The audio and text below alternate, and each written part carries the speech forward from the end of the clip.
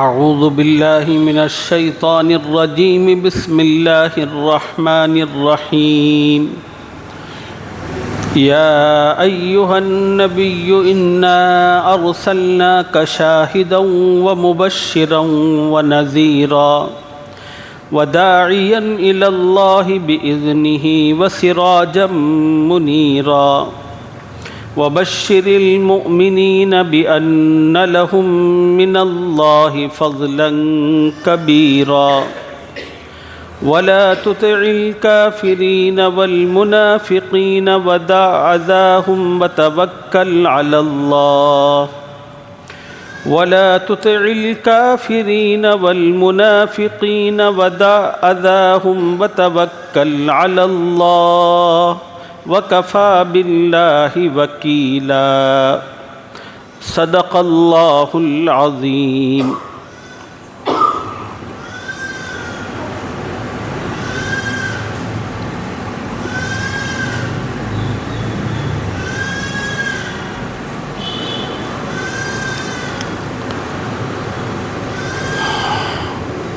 ابھی میں نے آپ حضرات کے سامنے قرآن پاک کی جن آیتوں کی تلاوت کی ہے، ان آیتوں میں اللہ تعالیٰ نے حضور اکرم صلی اللہ علیہ وسلم کی عظمت بیان فرمائی ہے، وہ خوبیاں، وہ صفات اللہ نے ذکر کی ہیں جو نبی علیہ السلام کی شخصیت کا خاصہ تھا، جن خوبیوں اور صفات سے اللہ تعالیٰ نے آپ کو نوازا تھا۔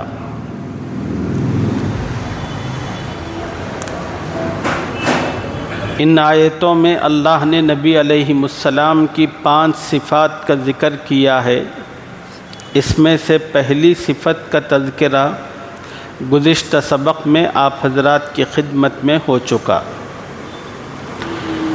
اللہ تعالیٰ نے حضور کریم صلی اللہ علیہ وسلم کی پہلی صفت یہ بیان فرمائی کہ شاہدہ، آپ شاہد ہیں، آپ گواہ ہیں اور گواہی دیں گے۔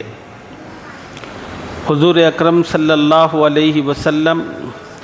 قیامت کے دن اپنی امت کے اعمال کی اللہ کی بارگاہ میں گواہی دیں گے، اور نبی علیہ السلام گواہ بھی ہیں اس حیثیت سے کہ قیامت کے دن مختلف انبیاء کرام علیہ السلام سے اللہ سوال کریں گے، بتاؤ ہم نے تمہیں پیغمبری اور رسالت عطا کی تھی، کیا تم نے ہمارا پیغام ہمارے بندوں تک پہنچایا؟ پیغمبر اللہ کی بارگاہ میں عرض کریں گے کہ ہاں میرے رب، آپ نے جو امانت، جو ذمہ داری ہمارے سپرد فرمائی تھی، ہم نے پوری ایمانداری کے ساتھ، خلوص کے ساتھ اس ذمہ داری کو تیرے بندوں تک پہنچایا، اور اس نبی کے جو امتی ہوں گے وہ اس نبی پر ایمان لائے ہوئے نہیں ہوں گے۔ اس کے نتیجے میں وہ سب کی سب امتیں اپنے نبیوں کے متعلق اللہ سے کہیں گی، اے اللہ ہمارے پاس تو کوئی پیغمبر نہ آیا اور نہ کسی پیغمبر نے آپ کے بارے میں کچھ بات بتائی۔ تو پھر اللہ تعالیٰ پیغمبروں سے کہیں گے گواہ پیش کرو، ان کی ساری کی ساری امت انکاری ہوگی، تو اس وقت اللہ تعالیٰ سعادت اور توفیق عطا کریں گے حضور پاک صلی اللہ علیہ وسلم کی امت کو، اور اس امت کے علماء کو، اور اس امت کے ان لوگوں کو جو دین کا، قرآن کا علم رکھتے تھے، وہ سب کے سب اٹھ کھڑے ہوں گے اور اللہ کی بارگاہ میں عرض کریں گے، اے میرے رب، آپ کے ان پیغمبروں نے آپ کا پیغام پوری سچائی اور امانت کے ساتھ اپنی امت تک پہنچایا۔ اب وہ امت محمدیہ کی گواہی دیکھ کر اللہ کی بارگاہ میں پھر عرض کریں گے، اے اللہ یہ کیسی گواہی ہے، جو لوگ ہمارے خلاف گواہی دے رہے ہیں وہ تو ہمارے زمانے میں موجود ہی نہیں تھے، پھر ان کی گواہی کیسے؟ تو امت محمدیہ اللہ کی بارگاہ میں عرض کرے گی، بے شک پروردگار ان کا اعتراض صحیح ہے کہ ہم ان کے زمانے میں ان کی زندگی میں تو موجود نہیں تھے، مگر تو نے اپنا آخری رسول اور پیغمبر ہمیں عطا فرمایا، اس پیغمبر اور رسول پر آپ نے اپنا کلام قرآن پاک کی شکل میں نازل فرمایا، اس کلام پاک میں یہ بات موجود تھی، دنیا میں آپ نے جتنے بھی پیغمبر اور رسول مختلف زمانوں میں مختلف قوموں کے پاس ہدایت کے لیے بھیجے، ان تمام پیغمبروں اور رسولوں نے درد مندی کے ساتھ، دل سوزی کے ساتھ، فکر کے ساتھ، ہمدردی اور خیرخواہی کے جذبے کے ساتھ اپنی اپنی امتوں کے سامنے اللہ کا پیغام رکھا، انہیں بہت سمجھایا، سمجھانے کی حد اور انتہا کی، یہ باتیں آپ کی نازل کردہ کتاب میں موجود ہیں، اور ان باتوں کی موجودگی میں ان کو پڑھ کر، ان کو سمجھ کر ہم ان نبیوں کی گواہی دے رہے ہیں کہ یہ سچے ہیں اور ان کی امتیں جھوٹی ہیں اور آپ کے سامنے غلط بیانی سے کام کر رہی ہے۔ حضور صلی اللہ علیہ وسلم کی امت کی اس گواہی کے بعد حضور صلی اللہ علیہ وسلم اپنی امت کی گواہی پر تصدیق فرما دیں گے، کہیں گے کہ اے اللہ میری امت سچ کہتی ہے، تیرے کلام پاک میں ایسا ہی ہے اور میری امت نے جیسا کہا ہے۔ تو حضور اکرم صلی اللہ علیہ وسلم کی ایک خصوصیت ہے شاہدہ، کہ اللہ نے آپ کو گواہ بنایا، وہ مبشرہ۔ نبی علیہ السلام کی دوسری خوبی اور خصوصیت یہ ہے کہ آپ مبشر ہیں۔ مبشر کے معنی آتے ہیں خوشخبری سنانے والے، مبشر کے معنی آتے ہیں خوشخبری دینے والے، اور پیغمبر اصل میں خوشخبری سناتے ہیں ان لوگوں کو جن کا عقیدہ صحیح ہوتا ہے، جن کا عمل صحیح ہوتا ہے، جن کے اخلاق و کردار اچھے ہوتے ہیں، ایسے تمام کے تمام لوگوں کو پیغمبر خوشخبری سناتے ہیں، ان سے کہتے ہیں کہ تمہارے اچھے عقیدے کی وجہ سے، تمہارے اچھے اعمال کی وجہ سے، تمہارے اچھے اخلاق اور کردار اور برتاؤ کے نتیجے میں تم لوگ جو اللہ کا بھی حق ادا کرتے ہو، بندوں کا بھی حق ادا کرتے ہو، کسی کے حق میں آناکانی نہیں کرتے، جب اللہ کے بندوں کی حقوق کی ادائیگی کا معاملہ ہوتا ہے تو خدا سے ڈر کر بیوی کا، ماں باپ کا، بچوں کا، جس کا جو حق ہوتا ہے وہ حق ادا کرتے ہو، اور جب اللہ کا حق آتا ہے تو آپ لوگوں میں گھر کر اللہ کے حق کو نہیں بھولتے، بلکہ لوگوں سے ہٹ کر، کٹ کر اور ان سے نکل کر اللہ کا حق ادا کرنے کے لیے آتے ہو۔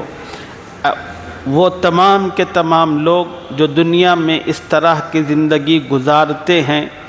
اور نبی کی باتوں کو سنتے ہیں، اللہ کے احکام کو مانتے ہیں اور سیدھے راستے پر چلتے ہیں، غلط راستوں پر جانے سے اپنے آپ کو بچاتے ہیں، اللہ کی مرضی اور خواہشات پر اپنے آپ کو رکھتے ہیں، خدا کا غصہ اور ناراضگی جن چیزوں پر آتی ہے اس سے بچنے کا اہتمام کرتے ہیں، ایسے تمام کے تمام لوگوں کو خدا کا پیغمبر خوشخبری سناتا ہے۔ خدا کا پیغمبر انہیں دنیا میں کہتا ہے کہ تم بڑی اچھی زندگی گزار رہے ہو، بڑے اچھے کام کر رہے ہو، تمہارے ان کاموں پر اللہ کی خوشنودی تمہیں حاصل ہوگی، اللہ کی مغفرت ملے گی، اللہ کی طرف سے خوشی کا پروانہ حاصل ہوگا، اور اللہ اپنے خوشی کے مقام جنت میں تمہیں داخل کریں گے۔ قبر کے اندر اللہ سہولت دیں گے، اور آخرت کی ہولناکیوں میں اللہ تعالیٰ تمہاری حفاظت فرمائیں گے۔ خیر و خوبی اور عافیت کے ساتھ اللہ پل صراط پار کرا دیں گے اور تمہیں جنت میں داخل کرا دیں گے۔ یہ ہے نبی کی خوشخبریاں، اور نبی کی خوشخبریاں ان لوگوں کے لیے ہے جن کا عقیدہ، جن کا عمل، جن کے اخلاق، جن کا برتاؤ، جن کی طرز زندگی خوبصورت اور بہترین ہو۔ وَنَذِيرًا، نبی کی تیسری صفت یہ ہے کہ نبی نذیر ہوتے ہیں۔ نذیر کے معنی آتے ہیں ڈرانے والے، نذیر کے معنی آتے ہیں ڈرانے والے۔ نبی ایک طرف اپنی امت کے اچھے لوگوں کو خوشخبری سناتے ہیں، اور دوسری طرف امت کے وہ لوگ جو نہ اللہ کا حکم مانتے ہیں، نہ نبی کی بات سنتے ہیں، نہ قرآنی تقاضوں پر عمل کرنے کے لیے آمادہ ہوتے ہیں، ہمیشہ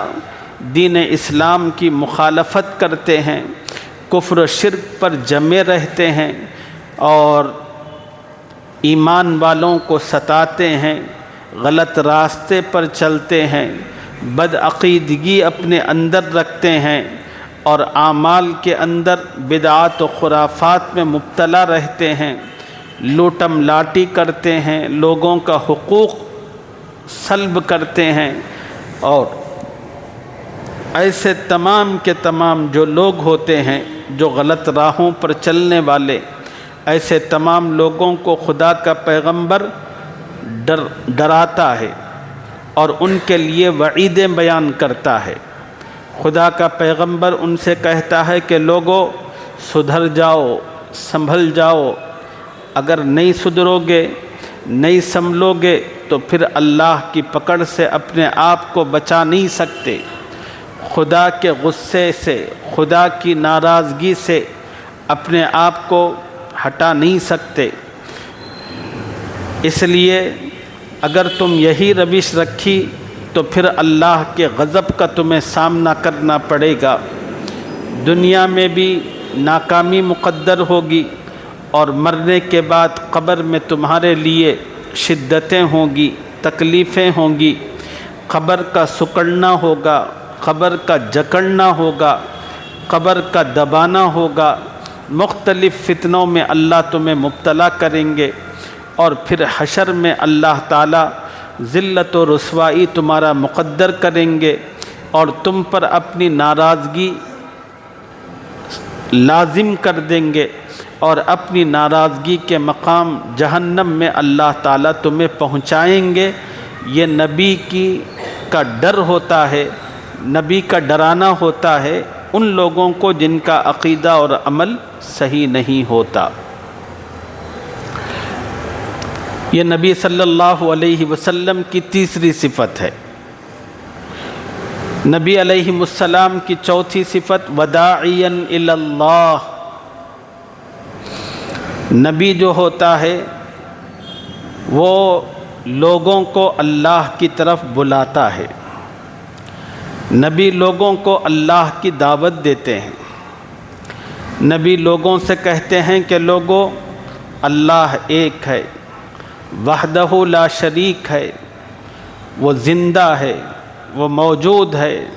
وہی مشکل کشا ہے، وہی حاجت روا ہے، وہی تمہاری ہر ضرورتوں کو پورا کرنے والا، وہی تمہارے تمام مسائل کو حل کرنے والا، بس اسی اللہ کی عبادت کرو، اسی اللہ کو مانو، اسی کی بندگی بجا لاؤ۔ نبی امت کو اور اللہ کے بندوں کو ایک طرف اللہ کی طرف بلاتے ہیں، دوسری طرف اللہ نے جو کلام پاک نازل فرمایا ہے اس کلام پاک کی دعوت دیتے ہیں، لوگوں سے کہتے ہیں کہ لوگوں آؤ آؤ، میں تمہیں اللہ کا کلام پڑھ کر سناتا ہوں، سنو اللہ کا کلام، سمجھو اور جانو تو صحیح خدا چاہتے کیا ہیں۔ خدا تم سے کیا امید اور توقع رکھتے ہیں، یہ تمام کی تمام چیزیں اسی وقت آپ کو معلوم ہوگی جب آپ اللہ کے کلام کے قریب آئیں گے، اس کو پڑھیں گے، اس کو سمجھیں گے، ان حلقوں میں بیٹھیں گے جن حلقوں میں اللہ کے کلام کو پڑھا اور سمجھایا جاتا ہے، تو پھر آپ کو بھی سمجھ لگے گی۔ وَدَاعِيًا إِلَى اللَّهِ بِإِذْنِهِ، اور نبی کی چوتھی صفت یہ ہے کہ آپ داعی الی اللہ ہیں، سب کو اللہ کی طرف اس کے حکم سے بلانے والے۔ وَسِرَاجًا مُنِيرًا، نبی صلی اللہ علیہ وسلم کی پانچویں صفت ہے کہ اللہ تعالیٰ نے آپ کی ذات اقدس کو روشن چراغ بنایا ہے۔ سمجھنے کی بات ہے کہ خدا نے اپنے پیغمبر کو سراج منیر کہا ہے، خدا نے اپنے نبی کو شمس منیر نہیں کہا۔ یہاں اللہ چاہتے تو شمس منیر بھی کہہ سکتے تھے کہ میرا نبی روشن سورج ہے، اور اللہ نے یہ بھی نہیں کہا کہ میرا نبی روشن چاند ہے، یہ بھی نہیں کہا۔ پھر اللہ نے کہا کیا؟ سراج منیر، کہ میرا نبی روشن چراغ ہے۔ اب سوال یہ پیدا ہوتا ہے، سورج کی روشنی سب سے بڑی ہوتی ہے اور پورے عالم کو جگمگاتا ہے، پھر اس کے بعد کی جو روشنی ہوتی ہے وہ چاند کی ہوتی ہے، اور چاند کی جو روشنی ہوتی ہے وہ دھیمی دھیمی ہوتی ہے، اور تیسری روشنی جو ہوتی ہے وہ چراغ کی ہوتی ہے۔ جس طرح سورج کی روشنی بڑی، اسی طرح چاند کی روشنی دھیمی دھیمی وہ بھی بڑی ہوتی ہے، اور چراغ کی جو روشنی ہوتی ہے وہ بڑی مختصر ہوتی ہے۔ اب سوال یہ ہے کہ اللہ تعالیٰ نے اپنے پیغمبر کو سورج اور چاند کا لفظ چھوڑ کر چراغ کیوں کہا؟ اس کی وجہ علماء نے یہ بیان فرمائی ہے، سورج یہ فقط دن کو نکلتا ہے، شام ہوتے ہی سورج ختم ہوتا ہے، چاند جو ہوتا ہے وہ شام میں نکلتا ہے، صبح ہوتے ہی وہ ختم ہو جاتا ہے۔ اللہ تعالیٰ نے فرمایا کہ اے نبی، ہم نے آپ کو ہدایت کا چراغ بنایا ہے۔ چراغ ایک ایسی چیز ہے، اس کو دن کی روشنی میں بھی روشن کیا جا سکتا ہے، اور رات کی تاریکی کے اندر بھی اس کو روشن کیا جا سکتا ہے۔ دن میں بھی آپ روشن کرو تو چراغ روشن ہو جائے گا، رات کی تاریکی میں بھی آپ روشن کرو تو روشن ہو جائے گا۔ دوسری وجہ علماء نے یہ بیان فرمائی کہ اللہ نے اپنے نبی کو سورج روشن چاند نہیں کہا۔ کیوں؟ اس لیے کہ سورج ایک ہی ہے، چاند ایک ہی ہے۔ ایسا نہیں ہے کہ روزانہ ایک نیا سورج نکلتا ہو، خدا نے سورج ایک بنایا اور روزانہ بس وہی سورج نکلتا ہے۔ خدا نے چاند ایک بنایا، روزانہ وہی چاند رات کی تاریکی میں نکلتا ہے اور اپنی دھیمی دھیمی کرنوں سے دنیا کو روشن اور منور کرتا ہے۔ اللہ تعالیٰ نے نبی رحمت صلی اللہ علیہ وسلم کی ذات اقدس کو چاند سورج چھوڑ کر تشبیہ دی کہ میرے نبی روشن چراغ ہیں، اور ایک چراغ کے ذریعے دوسرا چراغ روشن کیا جاتا ہے۔ نبی کریم صلی اللہ علیہ وسلم کی ذات اقدس کو اللہ تعالیٰ نے آپ کے دل کو مرکز ہدایت بنایا۔ اللہ نے آپ کے دل کو مرکز ہدایت بنایا۔ اللہ تعالیٰ نے آپ کی ذات کو روشن چراغ بنایا ہدایت کا، اور اللہ کے نبی اس ہدایت کا نور اور روشنی لے کر کفرستان کے اندر آئے، جہاں 360 سے زیادہ بت پرست تھے اور ان بتوں کی سب لوگ پوجا پرستش کرتے تھے۔ اللہ کا نبی اپنی محنت اور جستجو کے ذریعے اور اپنی بے انتہا کوشش کے ذریعے لوگوں میں چل پھر کر کہتا تھا، لوگوں میں ایک اللہ کا پیغمبر اور رسول ہوں اور ایک اللہ کی جانب سے بھیجا ہوا ہوں، اور میری دعوت ہے کہ تم ایک اللہ کو مانو، کامیاب ہو جاؤ گے۔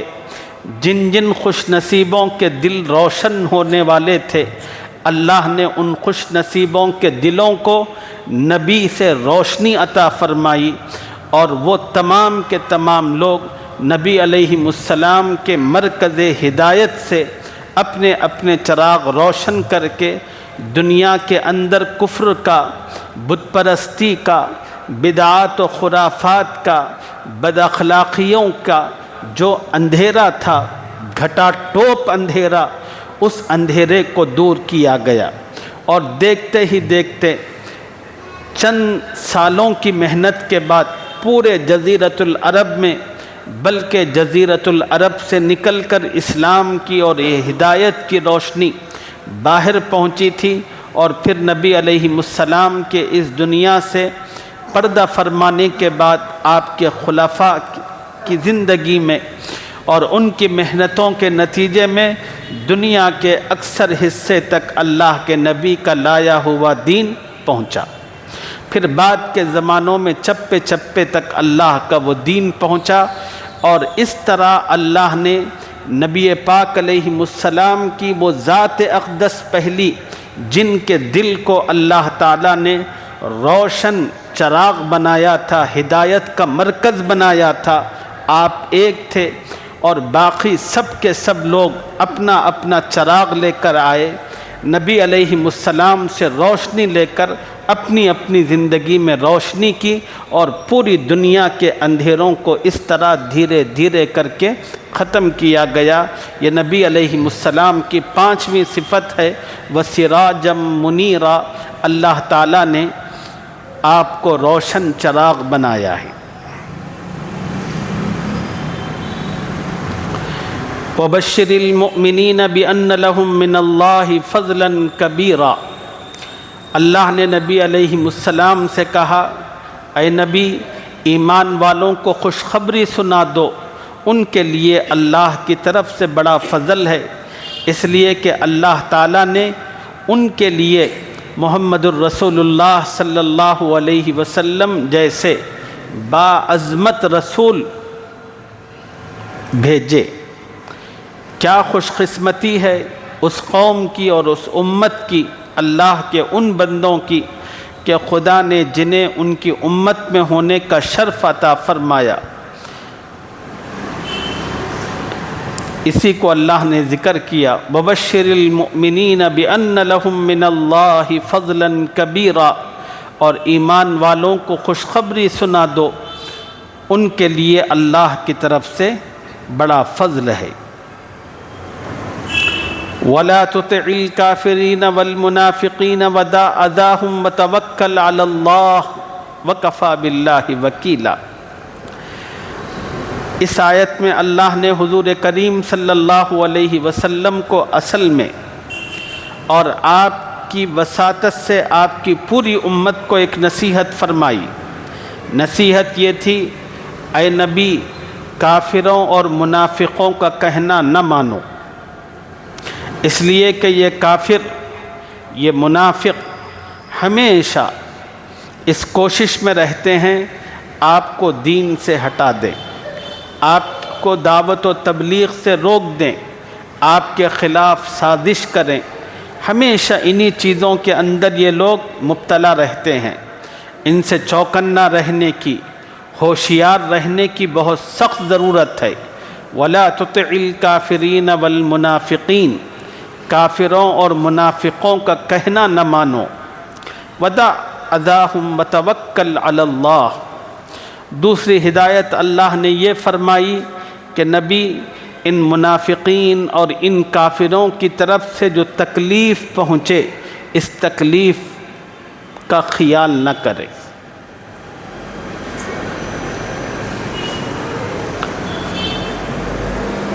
میں نے پہلے بھی آپ حضرات کو بتایا تھا، قرآن مجید میں اللہ نے پہلے بھی یہ مضمون بیان فرمایا تھا، آج بھی بیان فرمایا ہے، اور مختلف موقعوں پر اللہ نے یہ مضمون بیان فرمایا ہے۔ بار بار اس مضمون کو خدا نے جو بیان فرمایا ہے، اس سے اللہ ایک خاص سبق، نصیحت اپنے بندوں کو دینا چاہتے ہیں۔ وہ سبق اور نصیحت یہ ہے کہ اگر زندگی میں آپ کا کوئی دشمن ہو، خواہ آپ سے دشمنی کرتا ہو، اور وہ دشمن آپ کو چھیڑے، آپ کو ستانے کے در پہ رہے، تو اللہ نے اس موقع پر جو نصیحت فرمائی ہے کہ آپ ان کا جواب نہ دیں۔ دشمنی ختم کرنا ہے تو سب سے بہترین راستہ یہ ہے کہ جواب نہیں دینا۔ کیوں؟ اگر آپ جواب دیں گے تو پھر وہ سوال کرے گا، پھر آپ کو جواب دینا پڑے گا، پھر وہ سوال کرے گا، پھر جواب۔ اب یہ موت تک تو سلسلہ چلتا رہے گا، نہ وہ سوال کرنے سے تھکے گا، نہ آپ جواب دینے سے تھکیں گے۔ اس کا نتیجہ کیا ہوگا؟ آپ کی پوری زندگی، آپ کی پوری صلاحیت، آپ کی پوری توانائی اسی کام میں خرچ ہوگی۔ اب آپ یہی سوچیں گے اس وقت میں نے منہ توڑ جواب دیا ہے، اب آپ کا ذہن جواب دینے کے بعد اس میں لگا ہوا رہتا ہے، اب وہ کیا کر سکتا ہے، اب وہ کیا کر سکتا ہے، اگر انہوں یہ کرا تو پھر میں یہ کروں گا۔ پوری زندگی اسی میں بے فضول چیز میں ختم ہوگی۔ خدا نے مجھے اور آپ کو یہاں اس کے لیے نہیں بھیجا، اللہ نے مجھے اور آپ کو آخرت کی فکر، اس کی تیاری اور اپنی قبر کی روشنی کا سامان حاصل کرنے کے لیے بھیجا ہے۔ ہمارا کام یہ ہے کہ یہ مقصد اصلی کے اندر اپنے آپ کو لگائے رکھیں۔ اگر کوئی آدمی کی طرف سے تکلیف ہوتی ہے تو اس تکلیف پر صبر کر لیں، تھوڑا سا درگزر کر لیں، حوصلہ پیدا کر لیں، اور اس کے معاملے کو اللہ کے حوالے کر دیں۔ خدا سے کہیں کہ اللہ جی، یہ مجھے ستاتا بہت ہے، چھیڑتا بہت ہے، تکلیفیں دیتا ہے، اے اللہ اگر میں اس کا جواب دینے لگوں تو میں اپنے مقصد اصلی سے بھٹک جاؤں گا۔ اے اللہ میں آپ کو اس کے حوالے کرتا ہوں، یا تو آپ اس کو ہدایت عطا فرمائیے یا پھر آپ خود اس سے نمٹ لیجیے۔ ودا ازاہ، کہ اللہ نے اپنے نبی کو یہی نصیحت فرمائی۔ نبی، یہ منافق بار بار آپ پر اعتراض کرتے ہیں، موقع موقع سے ایسی باتیں کرتے ہیں کہ جن باتوں کو سن کر آپ کے دل کو ٹھیس پہنچے، آپ کو تکلیف ہو، یہ لوگ کرتے ہیں۔ اے نبی، یہ جاہل ہیں، یہ تو کرتے رہیں گے، لیکن آپ تو ایسے نہیں ہیں، آپ کو ان بے وقوفوں کے ساتھ الجھنا نہیں چاہیے۔ آپ جو بھی وہ کہتے رہیں، آپ اس پر صبر کریں، اور ان سب چیزوں کو اللہ کے حوالے کر دیں، اللہ خود نمٹ لے گا۔ ایک واقعہ حدیث پاک میں اس سے متعلق آتا ہے، آپ کی خدمت میں عرض کر دوں، شاید اللہ اس واقعے سے مجھے اور آپ کو کچھ سبق اور رہنمائی دے دیں۔ ایک مرتبہ حضرت ابو بکر صدیق رضی اللہ عنہ حضور اکرم صلی اللہ علیہ وسلم کے ساتھ پاس بیٹھے ہوئے تھے۔ اتنے میں ایک کافر آیا اور وہ غصے میں بھرا ہوا تھا، اور آ کر بس ابو بکر رضی اللہ تعالی عنہ پر چڑھ دوڑا، ایل فیل بکنے لگا، ہر قسم کی بیہودہ بکواس، گالیاں سب دینے لگا۔ اب حضرت ابو بکر حیران پریشان، اللہ کے رسول صلی اللہ علیہ وسلم ساتھ میں بیٹھے ہیں، تو حضرت ابو بکر کچھ دیر تک خاموش رہے، پھر وہ اور کرنے لگا، تو حضرت ابو بکر رضی اللہ عنہ نے اس کا جواب دیا۔ جو ہی حضرت ابو بکر نے اس کافر کا جواب دیا، حضور صلی اللہ علیہ وسلم جو سکون سے بیٹھے تھے بس اٹھے اور جانے لگے۔ جب حضرت ابو بکر رضی اللہ عنہ نے حضور صلی اللہ علیہ وسلم کو جاتے ہوئے دیکھا، فوراً وہ حضرت صلی اللہ علیہ وسلم کے پیچھے لپکے اور کہنے لگے کہ یا رسول اللہ، آپ تو اطمینان سے بیٹھے ہوئے تھے، آپ اچانک اٹھے اور جانے لگے۔ تو نبی علیہ السلام نے فرمایا کہ ابو بکر بتاؤ میں کیا کرتا؟ تم میرے ساتھ بیٹھے تھے، اچانک وہ کافر آیا اور تم پر بےہودہ بدتمیزی کرنے لگا، ایل فیل کہنے لگا۔ وہ جو کچھ تم سے کہہ رہا تھا تم خاموش تھے، تو اللہ نے ایک فرشتہ بھیجا تھا اور وہ فرشتہ اس کو جواب دے رہا تھا۔ وہ جو کچھ کہہ رہا تھا ایک ایک بات کا جواب فرشتہ دے رہا تھا، اور جب تک تم خاموش تھے یہی ہوتا رہا، اور میں فرشتے کی اور اس کی باتوں کو سن کر مسکرا رہا تھا، اور جب تم نے اٹھ کر جواب دینا شروع کیا وہ فرشتہ چلا گیا۔ تو جو آدمی اللہ کے لیے صبر کرتا ہے، اللہ کے لیے صبر کرتا ہے، خدا کی مدد ہر حال میں اس کو پہنچ کر رہتی ہے۔ اسی کو اللہ نے کہا وَلَا تُطِعِ الْكَافِرِينَ وَالْمُنَافِقِينَ، کافروں اور منافقین کا کہنا نہ مانو، وَدَعْ أَذَاهُمْ، اور ان کافروں کی طرف سے جو تکلیف پہنچے ان کا خیال نہ کرو، وَتَوَكَّلْ عَلَى اللَّهِ، اللہ پر بھروسہ رکھو، وَكَفَى بِاللَّهِ وَكِيلًا، اللہ ہی کارساز کافی ہے، وہ آپ کے تمام دشمنوں سے خود ہی نمٹ لے گا۔ اگلی آیتوں میں جو مضمون آ رہا ہے ایک نیا مضمون ہے، انشاءاللہ اس کی تفصیل اگلے سبق میں آپ حضرات کی خدمت میں عرض کریں گے۔ اللہ اپنے کرم سے مجھے اور آپ کو قرآن کا صحیح فہم نصیب فرمائے، اور نبی پاک علیہ السلام کی عظمت کو اللہ ہم تمام گنہگاروں کو اپنے دل میں بٹھانے کی اور آپ کی لائی ہوئی ہدایات اور تعلیمات پر عمل پیرا ہونے کی توفیق عطا فرمائے، اور قرآن میں جو نصیحتیں ملتی ہیں اللہ ان نصیحتوں کو اپنی زندگی میں پیش نظر رکھنے کی ہم سب کو توفیق عطا فرمائے۔ آمین یا رب العالمین، وآخر دعوانا الحمد للہ رب العالمین۔